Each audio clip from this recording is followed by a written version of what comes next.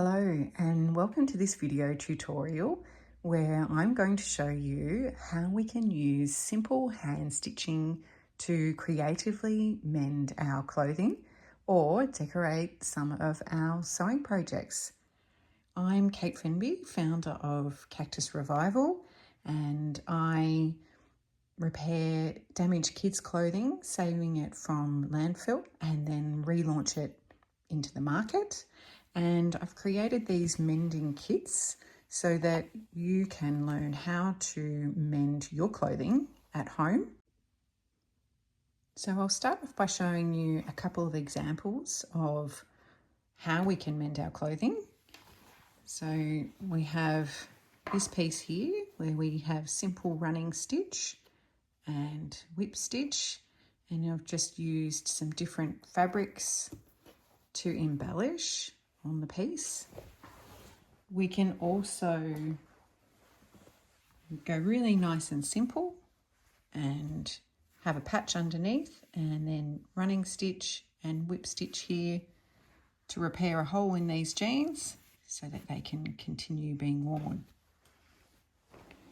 We can also use these simple hand stitching techniques to decorate projects. So I've used this here as a heat mat for the kitchen table.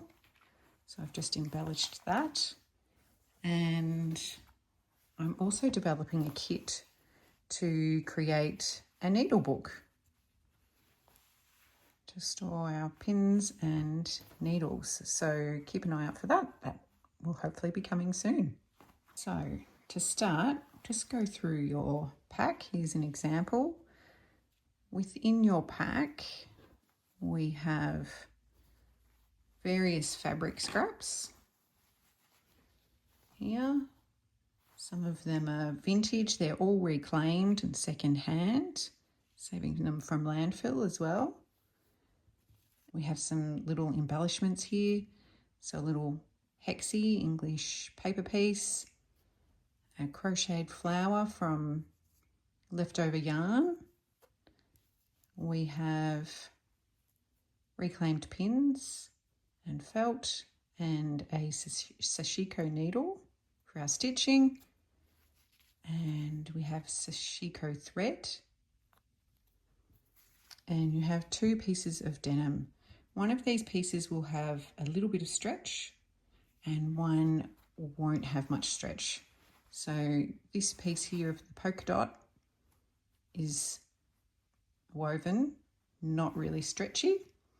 And this piece underneath it has a bit of stretch. It's a bit hard to see on the screen, but you might have a piece that's even stretchier.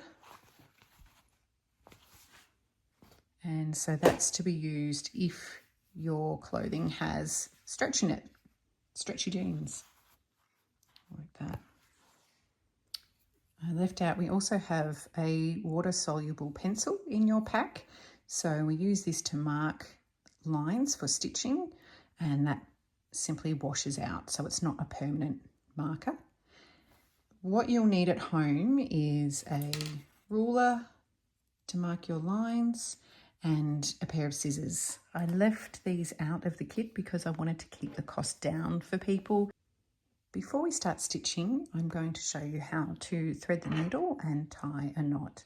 So we have our sashiko needle here.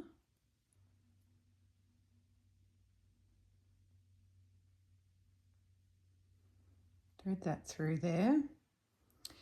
Now, when we're cutting the length of thread, we don't want it to be too long because it gets tangled more easily. So what we're looking for is a length that might be about 40 centimeters long, but we don't need to measure that. A good rule of thumb is that we cut the thread at the length from the tips of our fingers to our elbow. I know that's hard to show on here, but if we hold the thread and then we snip it at around our elbow length, that's how much thread we want to have. Okay, I'm now going to show you how to thread the needle, and this is a trick that my mother-in-law taught me. It looks a bit tricky at first, but once you get it, you will love it. So what we're going to do is we've got our little tail here threaded through the needle, and our end here we're going to place behind the needle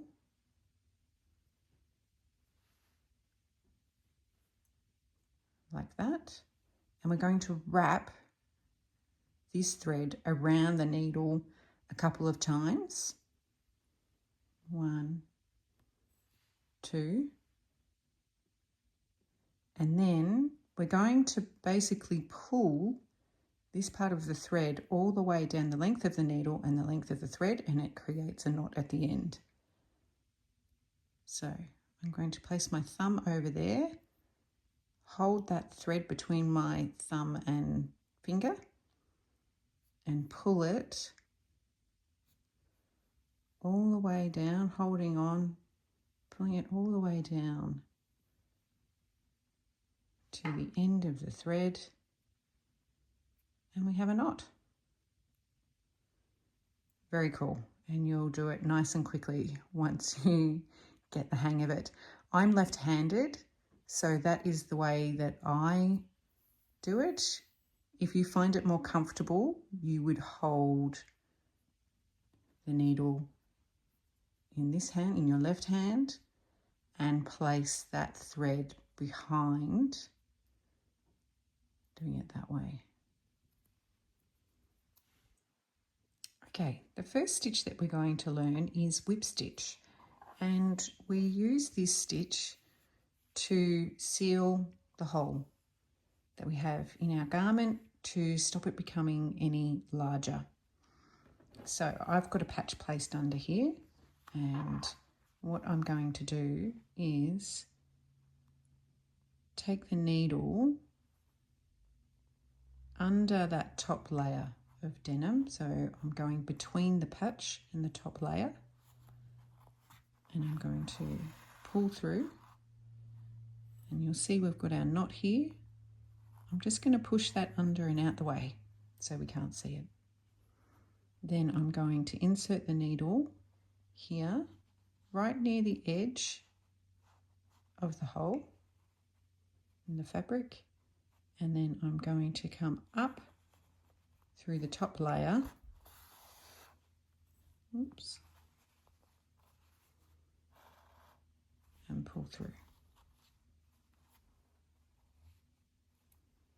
So needle goes in right near the edge of the fabric and up and out through that top layer.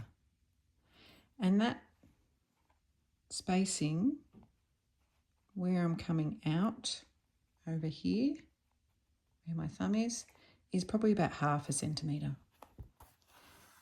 And we want to make sure that we're stitching into strong fibres within the denim there. So that's why we're sort of going about that length.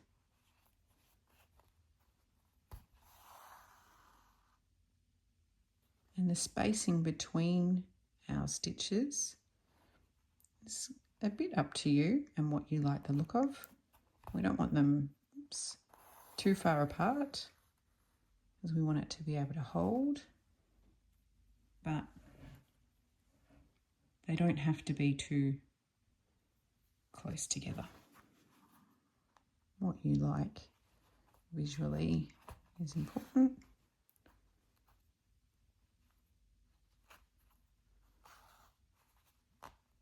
Sometimes we can get a bit knotted. So we're going to continue working around the hole. I'm left-handed, so you'll notice that I move from left to right with my stitching. If you're right-handed, you'll generally move in the opposite direction and stitch from right to left.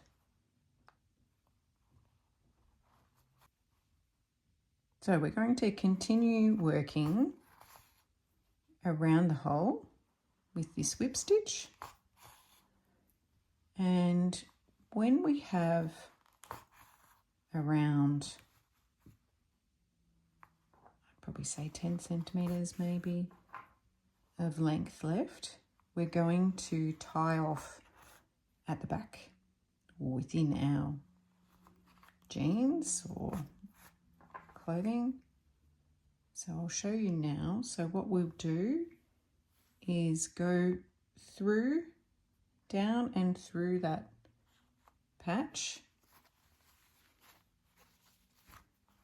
and then pull through. And what we can do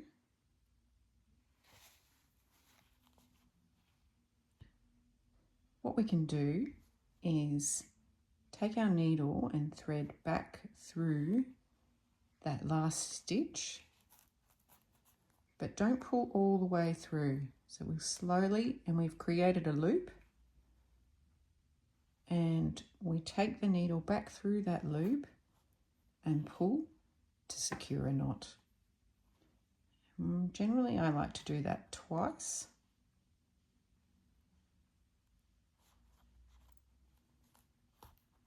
To make sure it's nice and secure.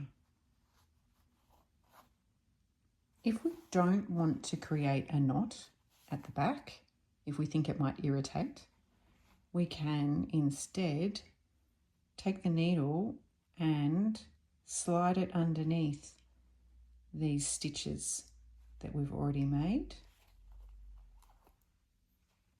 Pull through, and that can also help secure our thread. So now we can cut that off. So we just continue doing that all the way around until we've sealed our hole, and it looks something like this.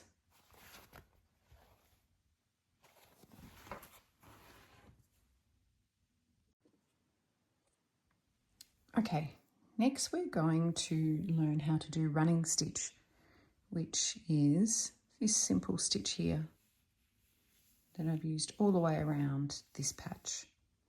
And this running stitch can be used to secure a patch, as it has here from behind. So the whip stitch has secured the hole, and then we're sewing the patch down with a running stitch. It can also be used decoratively, so with our embellishments we can use it to stitch down some nice fabric.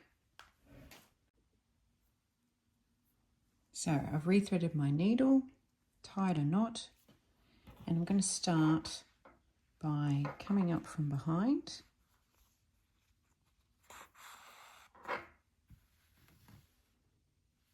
and then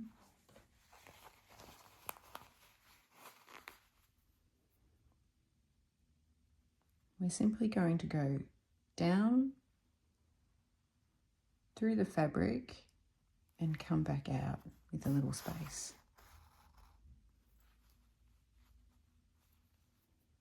So we're going to go a little way along, down. We're not going to pull the thread through though. We're going to have a little gap and pull the needle through. And this is going to create our running stitch. Down, little space here, oops, back out. When I did a sashiko class, our instructor said that you can think of it as a big grain of rice and a little grain of rice. So our big grain of rice is this stitch here, and the little grain is the gap between.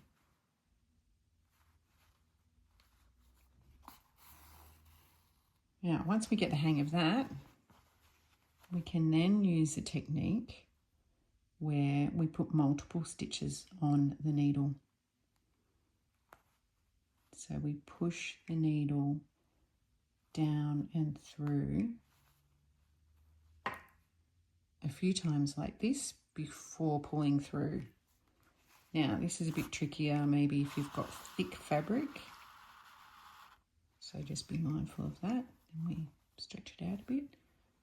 So you're making a few stitches in one go. Down, up, down, up, and pulling through. So this is our running stitch. It's a really lovely stitch, quite meditative. You can just keep doing a single if you like. You don't have to do multiples. Now to tie off at the back, same with doing the whip stitch. We can place our needle under the stitch, pull through to create a loop,